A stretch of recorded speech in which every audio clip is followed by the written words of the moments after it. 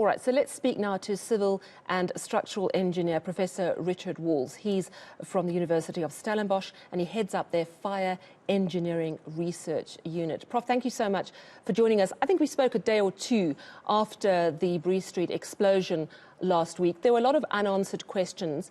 Bearing in mind the information that's come out so far, what do you think the gas was that caused the explosion? Good evening to everyone. Now, we still don't know for sure which gas it was. I mean, it's definitely some sort of hydrocarbon. I mean, my initial expectation was towards an LP gas or something like that. However, with the lines running in the area and also the extent, now that all the information's come out, it's a very large extent, you're talking almost 500 meters of road, my understanding, that it would need to be a reasonable amount of gas. So it's possibly now from one of the natural gas lines, as some have been identified, or another source. So the indications are pointing towards methane as a source. Methane is the main constituent of natural gas. Could come from other sources. I mean, if there was. And we know sewage can produce methane. If the sewage was able to produce that much methane to create the kind of explosion we saw. So if it wasn't sewage or wasn't only sewage, what else could have caused a buildup of methane? Well, as we note, I mean, if there was a leak from a line in the area, an existing gas line, and I noticed on Friday they did refer to this old Johannesburg line, which they seem to be figuring out where it went from and where it went to, and there are other gas lines in the area. But in terms of quantities, if you have a look, let's say it's 2 meters by 2 meters by 500, give or take, that blew up, and let's say it was methane now, you'd need somewhere between 75 and about 250 kilograms of methane. If you have less than 75, you're below what's called the lower flammability limit or low explosive limit, and the fire wouldn't, and subsequent blast wouldn't have spread through it. If you were above about 250 kilograms in that stretch, you'd had too little oxygen, and once again it would spread. So that's sort of the ballpark sort of area. So you're probably talking anything 60 to 100 kilograms of a methane or a similar hydrocarbon gas would have been sufficient to cause that blast, potentially more.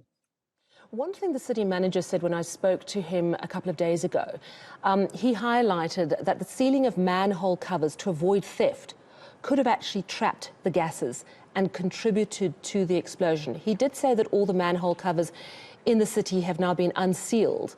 Do you think that that alone could have contributed to an explosion like this? That could have been a contributing factor, because as I mentioned earlier, methane is lighter than air, so must be trapped from going upwards. So if there was a leak and you had a bunch of positions at which the gas could escape upwards, then it would have escaped and you would have kept it, well, possibly kept it outside of the low explosive limit or flammability limit. So now it would depend on also how fast the gas was introduced. If you had a very slow source, it would have slowly basically wafted in and spread out, and then it probably would have easily escaped. If it was quite a rapid source, let's say there was for some reason a very sort of sudden crack on a gas line, it was the final straw and it cracked, and it was quite a rapid introduction of gas, then that may have been less serious because it could have quickly built up in the tunnel and ignited.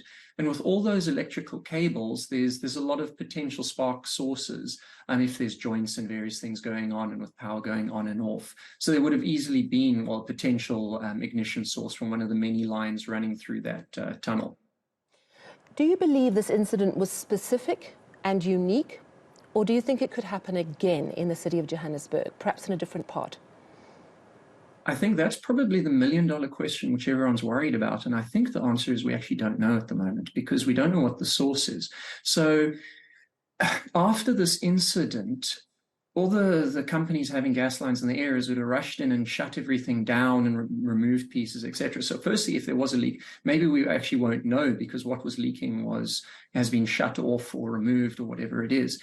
And then they won't find it. If what was causing the leak has been dealt with and is no longer, then we're fine. But we'd need ongoing gas measurements in the rest of the tunnels, because my understanding is this network runs throughout under the streets of Johannesburg. So we need regular sort of gas detection throughout at different spaces to make sure that it isn't coming. My feeling, it would have been a point source, a single source coming from a line or something. But once again, that's purely speculation without having been there. So we wait to see what they find. I mean, perhaps there's some old mining activity further afield, which, through which a methane pocket or something could have been introduced. That we don't know without actually having gone and checked out quite extensively underground there. All right, thank you so much for chatting to us this evening. Civil and structural engineer, Professor Richard Walls.